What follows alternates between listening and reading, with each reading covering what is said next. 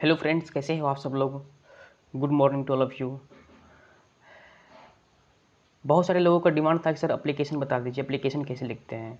तो सभी लोगों को हिंदी में लिखने आता है, लेकिन इंग्लिश में एप्लीकेशन कैसे लिखते हैं बहुत सारे लोगों को प्रॉब्लम होता है। तो today I am going to teach about how to write an application. Okay, तो सबसे पहले मेरा टॉपिक है, देखिए सबसे पहले सभी को हिंदी में एप्लीकेशन लिखने आता है, लेकिन इंग्लिश में कैसे लिखते हैं आज मैं वही बताने जा रहा हूँ। ठीक है ना, हिंदी में सभी को आता है, हिंदी में कैसे एप्लीकेशन लिखते हैं, दिस इज़ वेरी सिंपल। तो how to write an application, okay, some tips. The first one is सेवा में। हिंदी में सबको आता है सेवा में कैसे लिखते हैं। अगर सेवा में लिखते हैं हिंदी में आप, तो इसको इंग्लिश में आप टू लिखिए, ठीक है, फर्स्ट नंबर में। सेकेंड नंबर है प्रधानाध्यापक या प्रधानाचार्य। हिंदी में हम लोग लिखते हैं प्रधानाध्यापक या प्रधानाचार्य। तो इसी चीज़ को हम लोग क्या करते हैं ना कि इंग्लिश में the principal, the BDO, the CEO, कुछ इस तरह से लिखते हैं। Okay, third one is address.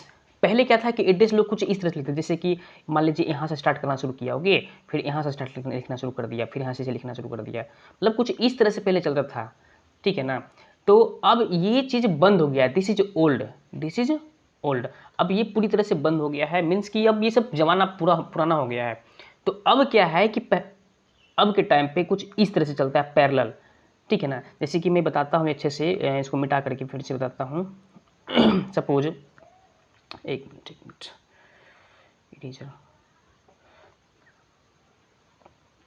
मान लेते हैं कि ये मेरा पेज है, ठीक है, कुछ इस तरह का मेरे पास पेज है, ओके, कॉपी का पेज है, और इस पर मुझे एप्लीकेशन लिखना है, एड्रेस लिखना है, ठीक है ना।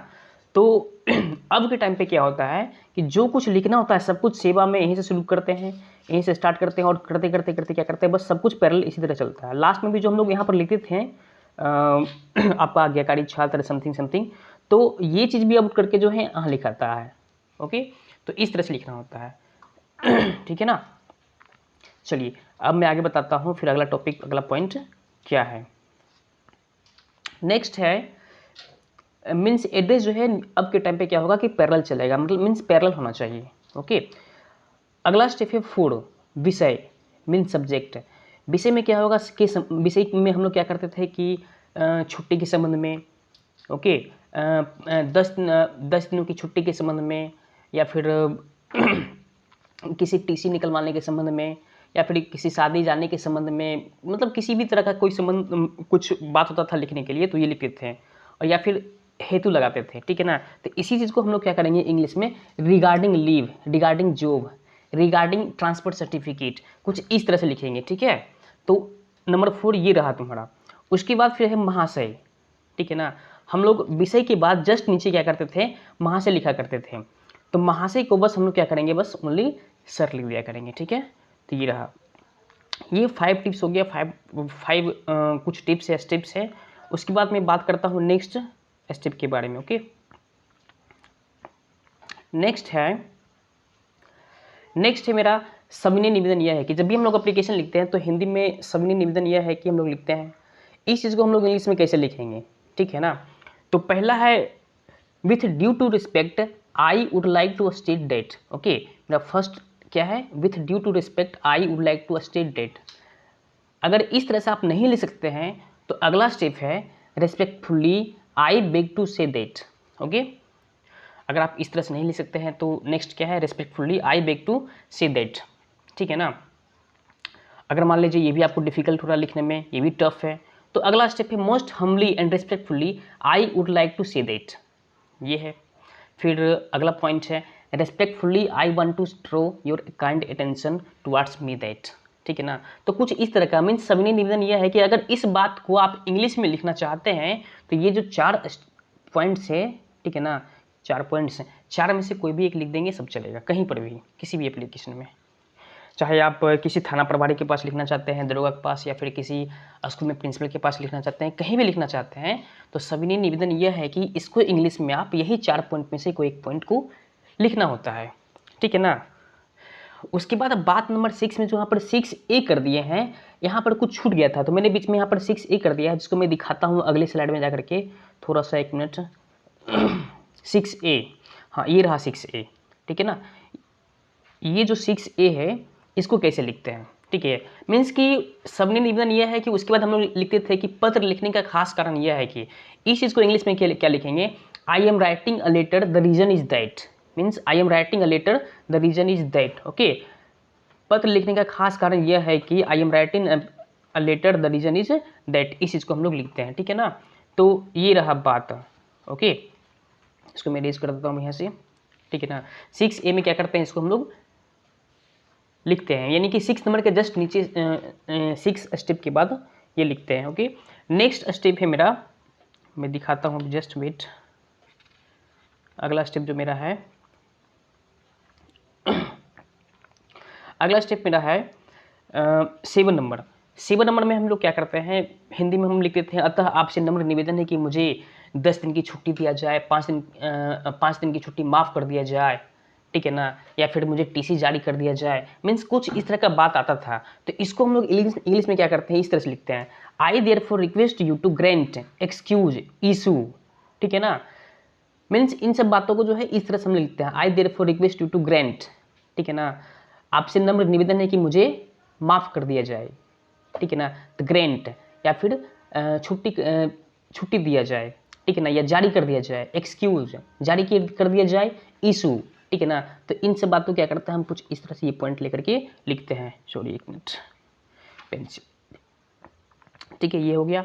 अगला है, या फिर अगर ऐसे नहीं लिख सकते हैं तो इंग्लिश में इसको हम लोग ऐसे भी लिख सकते हैं, therefore you are requested to give me 5 days leave, या फिर therefore you are requested to excuse me, या फिर therefore you are requested to issue my transfer certificate TC, या कॉलेज लिविंग सर्टिफिकेट CLC, कुछ इस तरह से हम लोग लिखते हैं, ठीक है।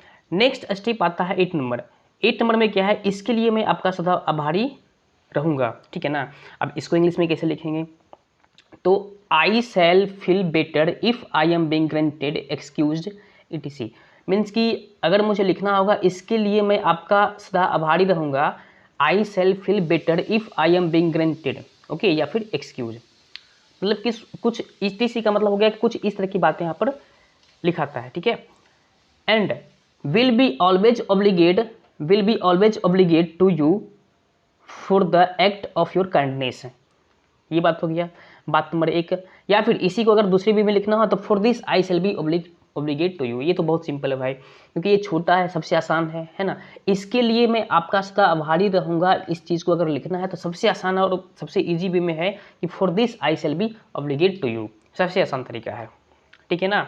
उसके बाद बात करता हूँ मैं 8 नंबर के बाद 9 नंबर। ओके, जस्ट वेट, अगली स्लाइड में 9 नंबर में, 9 नंबर में धन्यवाद। मीन्स उसके बाद क्या आता है हिंदी में, धन्यवाद। धन्यवाद को हम लोग जानते हैं सब लोग, जैसा कि थैंक यू, थैंकिंग यू लिखते हैं। अगला स्टेप है आपका आज्ञाकारी। आपका आज्ञाकारी अगर लिखना हो तो इस चीज़ को हम लोग क्या करते हैं, इसको इंग्लिश में फेथफुल्ली यूर्स, क्या करते हैं हम लोग, फेथफुल्ली यूर्स, ओके, फेथफुल्ली यूर्स या फिर ट्रूली यूर्स, ठीक है ना। अगर जॉब के लिए लिखना है, किसी जॉब के लिए अगर आप लिख रहे हैं तो आपका आज्ञा की जगह पर क्या लिखेंगे हम लोग, ट्रूली यूर्स, ठीक है ना, एफेक्शनली यूर्स या फिर ओबिडेंटली यूर्स। अगर मान लीजिए किसी जॉब के लिए लिख रहे हैं तो ये भी क्या है, ओबिडेंटली यूर्स चलता है, ठीक है ना। तो कुछ इस तरह से लिखना होता है, ठीक है ना। तो यहाँ पर एक क्वेश्चन आता है, write an application to the principal of your college requesting him to grant your 5 days leave.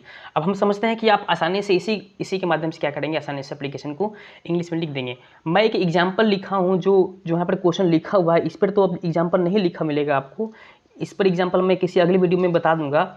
मैं कोई और एग्जाम्पल लिखा हुआ दिखाता हूँ, जस्ट वेट। ये एप्लीकेशन है, ओके। क्वेश्चन ये है कि write an application to the principal requesting him to issue you TC and CC। TC का मतलब ट्रांसफर सर्टिफिकेट होता है, CC मतलब कॉलेज सर्टिफिकेट होता है, समथिंग, ओके। तो कैसे लिखना होता है, अभी जस्ट मैंने बताया था कि टू, पहला स्टेप मैंने क्या बताया था, टू, ओके। टू के बाद फिर क्या करते हैं, the principal BN college Patna. मैंने BN कॉलेज के पास एक एप्लीकेशन लिखा है प्रिंसिपल के पास, to the principal BN college Patna. Subject मैंने लिखा है regarding CC and TC, regarding CC and TC हो गया, इस तरह से मैंने लिखा है। और लिखा है sir with due to respect I beg to say that I was a regular student of your college, just I have passed my BSc with 80%. My session was 2014 to 17. Beside it, okay, I took part in social and culture program held by college authority in which my performance was best during 3 years. I left no stone unturned, maintain my good behavior with all. Now I in need of, मैं अगली slide में दिखाता हूँ क्या था.